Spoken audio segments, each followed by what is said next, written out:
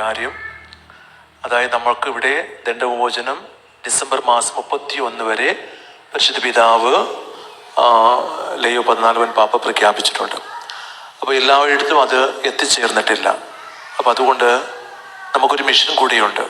അത് നമ്മുടെ ഈ വർഷം നമുക്കറിയാം, പരിശുദ്ധ പിതാവ് നമ്മുടെ പരിശുദ്ധ പിതാവ് ഫ്രാൻസിസ് പാപ്പ പ്രഖ്യാപിച്ചതാണ് പ്രത്യാശയുടെ തീർത്ഥാടനം. അപ്പോൾ അതും നമുക്കിവിടെ വന്നാൽ അതിനും നമുക്ക് ദണ്ഡവിമോചനം. അപ്പം അതുകൊണ്ട് ഈ ഒരു വർഷം 31-ാം തീയതി വരെ ഇവിടെ ദണ്ഡവിമോചനമുണ്ട്.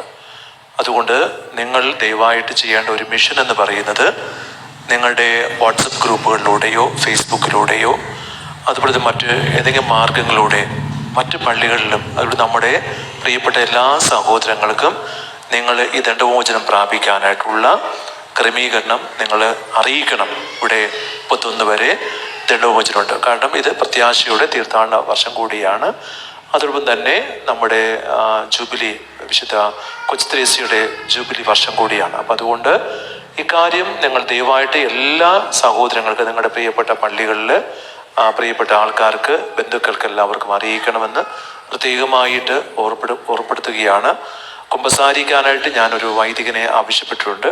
അപ്പോൾ അത് ലഭിക്കുകയാണെങ്കിൽ തീർച്ചയായിട്ടും ഇവിടെ കുമ്പസാരിക്കാനുള്ള അവസരം കൂടെ ഉണ്ടായിരിക്കും. അതുകൊണ്ട് എല്ലാവരും ഇത്തരത്തിൽ ഇതൊരു മിഷനായിട്ട് ഏറ്റെടുത്ത് ചെയ്യണമെന്ന് പ്രത്യേകമായിട്ട് ഓർപ്പെടുത്തുകയാണ്.